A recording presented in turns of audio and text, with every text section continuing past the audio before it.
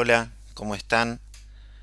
En esta oportunidad me quiero referir al cuento corto El Capote de Nicolai Gogol. En primer lugar, quiero dar un poco el contexto. Fue escrita alrededor del año 1840, es decir, durante la Rusia zarista, en donde el zar reinante era Nicolás I. Nicolás I era un tirano, era un déspota, se lo conocía como el gendarme, porque toda vez que ocurría la posibilidad de una revolución liberal en algún país europeo, él salía rápidamente a reprimirla. El porqué de un cuento corto de Nicolai Gogol es porque tuve la posibilidad de leer una novela del mismo autor denominada Almas Muertas, que realmente me impactó, me gustó mucho la idea e inclusive percibí en el autor ciertas características humorísticas que me resultaron atractivas. Fue así que en Mar del Plata tuve la posibilidad de adquirir un libro denominado Cuentos Peterburgueses del mismo autor, en donde uno de los cuentos concretamente es El Capote. Y particularmente respecto del capote, que para nosotros el sinónimo sería sobre todo, lo que tengo que decirles es que ocupa el lugar central en el cuento, porque el autor se va a estar refiriendo al capote desde el inicio hasta el fin. Y evidentemente el capote va a estar asociado al personaje principal del cuento, que bueno, ahora vamos a ver cuál es su nombre y cuál era su trabajo. Entonces, para iniciar, yo quisiera leer un párrafo del principio del cuento corto, en donde el autor dice lo siguiente, refiriéndose al personaje principal de este cuento. Pues bien, en cierto negociado prestaba sus servicios un funcionario. ¿Qué entienden los rusos por negociado o los rusos de esa época? Era una manera de designar, de denominar a un grupo de empresas estatales. Entonces volvemos. Pues bien, en cierto negociado prestaba sus servicios un funcionario sin nada de particular. Era bajito, algo picado de viruelas, algo pelirrojo, corto de vista, con una pequeña calva en la frente, arrugas en ambas mejillas y con ese color de piel que suelen llamar hemorroidal. ¿Qué se le va a hacer? La culpa es del clima de San Petersburgo. En cuanto a su categoría, porque en este país, y se refiere a Rusia lógicamente, antes que nada hay que anunciar la categoría, era lo que se llama un consejero titular permanente, rango del cual, como ya se sabe, se hicieron burlas y chanzas hasta la saciedad. El cuento en realidad, posiblemente a los ojos de una persona occidental de la actualidad, para nada sería simpático porque la trama principal tiene que ver con casi un bullying permanente sobre nuestro personaje principal. Otra cosa que me llamó poderosamente la atención y que inclusive también es una anécdota particular, peculiar, tiene que ver con la elección del nombre de nuestro personaje principal. Cuando nació, los padres, reunidos con los padrinos, estuvieron evaluando diferentes nombres, uno más raro que el otro. Paso a leerles: Miqueas, Sosías, Cosdasato, Trifilio, Teodulo, Baracasio, Pausicasio, Bacticio. Evidentemente, después de haber evaluado toda esa larga lista de peculiares y particulares nombres, se decidieron por darle al niño el mismo nombre del padre, y el padre se llamaba Akaki. Entonces, los rusos suelen tener por segundo nombre un nombre que se conforma por el nombre del padre terminado con Vich, que quiere decir el hijo de. Entonces nuestro personaje principal es Akaki Akakievich y de apellido Bashmachkin. ¿A qué se dedicaba nuestro funcionario de bajo rango? Se dedicaba a hacer todos los días de su vida el mismo trabajo. Iba a su oficina, en la oficina el jefe le daba un material para copiar y él lo que hacía era, con una muy buena caligrafía, reproducir el material, copiar el material. Así eran todos los días de su vida en la oficina, e inclusive su vida, decidida por él mismo, lógicamente, era tan monótona, tan aburrida, que cuando iba a su casa, terminado el trabajo, llevaba trabajo pendiente para seguir copiando, e inclusive cuando no tenía trabajo pendiente, copiaba cosas que eran materiales personales. Era una persona que no iba a fiestas, era una persona que no salía con amigos a tomar, no sé, algún licor, a tomar un café. Era una persona que simplemente todos los días de su vida iba de la casa al trabajo y del trabajo a la casa y así sucesivamente. Como funcionario del más bajo rango, tenía un sueldo muy básico de 400 rublos y con ese sueldo le alcanzaba para vivir en forma básica, alquilando una pequeña habitación. Y bueno, por varias razones, algunas ya las comentamos, que tienen que ver su falta de vinculación con sus compañeros. Por otro lado, el estado de su ropa era el hazme reír en la oficina. Todos los rusos, para protegerse del frío, llevan un capote, porque bueno, el clima de San Petersburgo es un clima realmente muy hostil, y el de nuestro personaje principal estaba tan pero tan desgastado que los compañeros decían que llevaba una bata en realidad, es decir, que no llevaba un capote. En una oportunidad, volviendo a su casa del trabajo, sintió, por culpa del frío, unas puntadas tan fuertes en la espalda que cuando llegó a su domicilio, revisó la parte de atrás del capote, se dio cuenta que prácticamente estaba transparente. Y entonces ahí tomó la decisión de llevarlo a reparar, para lo cual iba a dirigirse a lo de un sastre denominado Petrovich, y ya fue a visitar al sastre con la idea de cuál iba a ser el valor máximo que estaba dispuesto a pagar por el trabajo de reparación, y era de 2 rublos. Cuando llegó a lo del sastre, el sastre, bueno, lo recibió, él le comentó cuál era la dificultad, el sastre revisó el capote y le dijo: Akaki, este capote ya no va más, este capote no sirve, hay que descartarlo, tenés que ir por uno nuevo. Akaki entró en terror, porque él no tenía el dinero para encarar, digamos, la confección de un capote nuevo.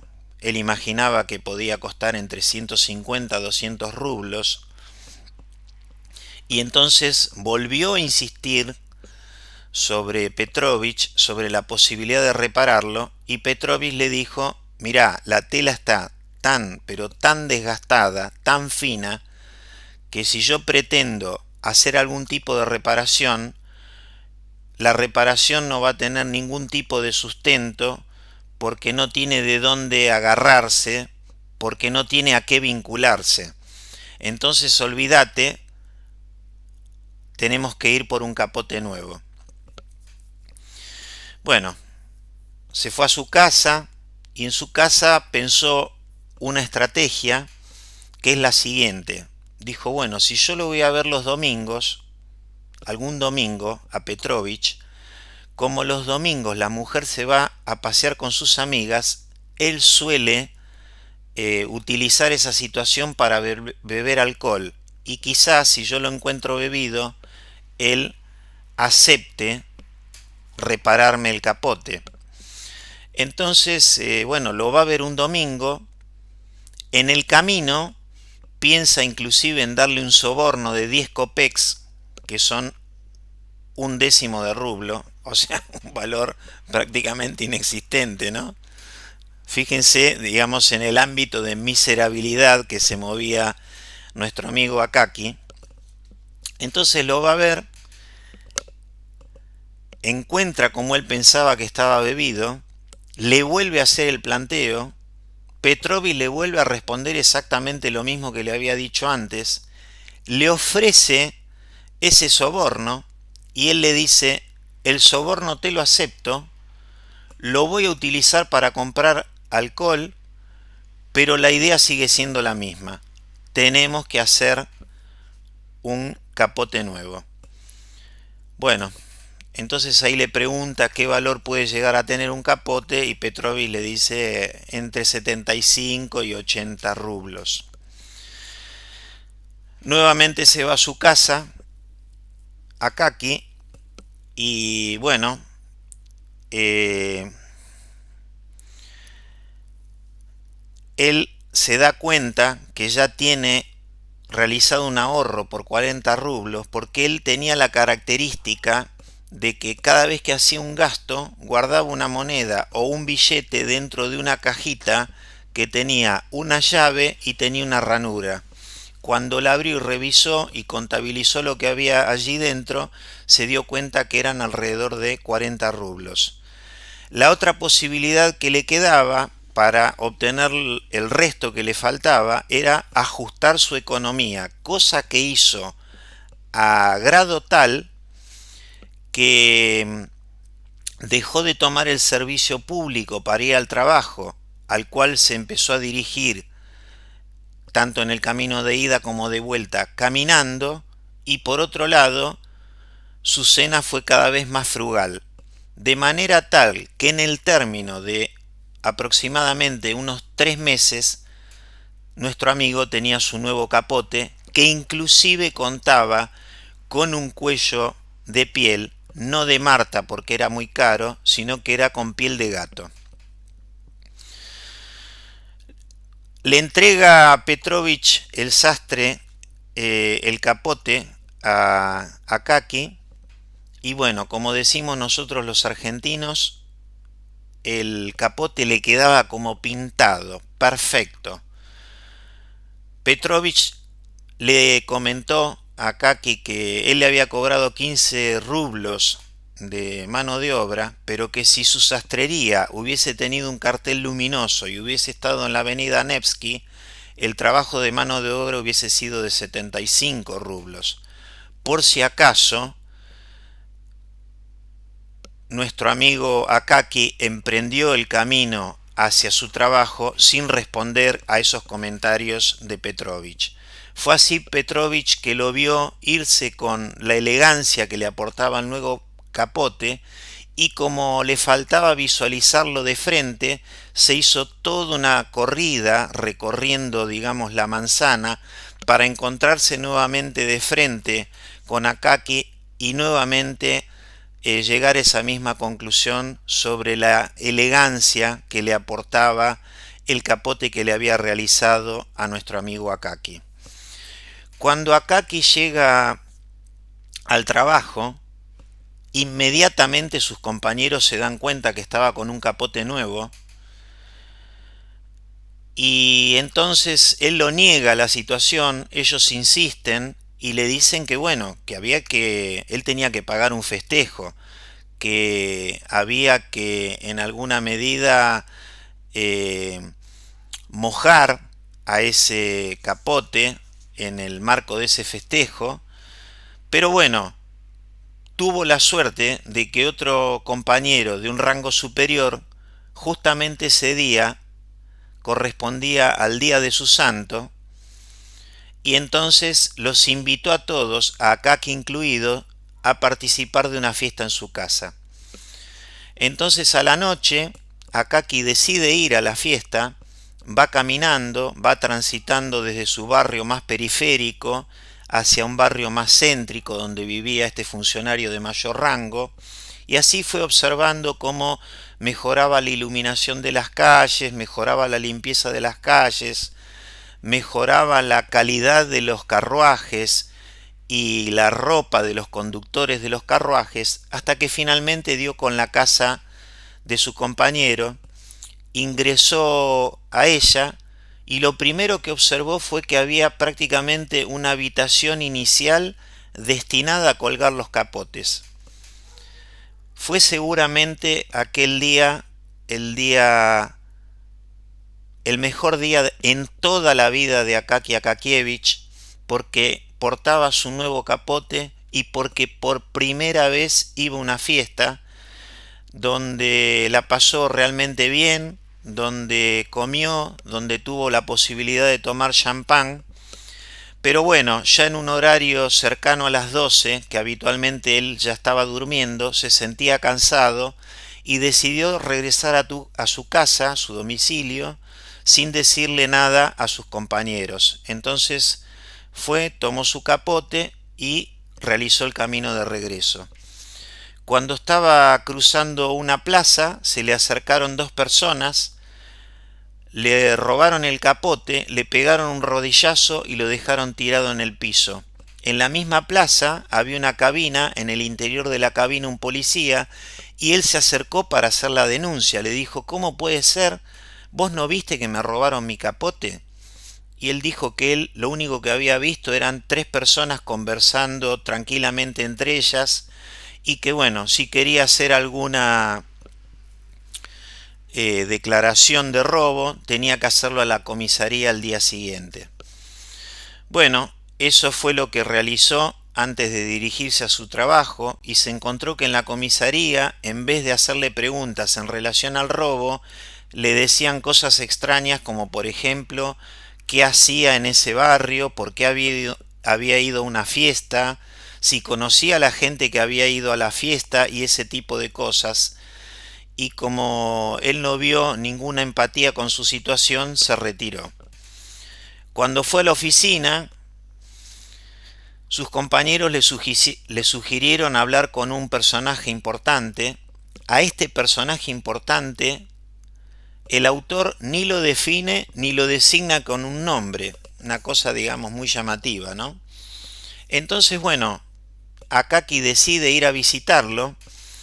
Este hombre, para darse corte, tenía una pequeña oficina, la dividió en dos, de manera tal que quedó por un lado su oficina y por otro lado un salón de espera, muy pequeños los dos, y justamente en el momento que cae Akaki, lo estaba visitando a este personaje importante, un amigo que hacía 4 años que no veía.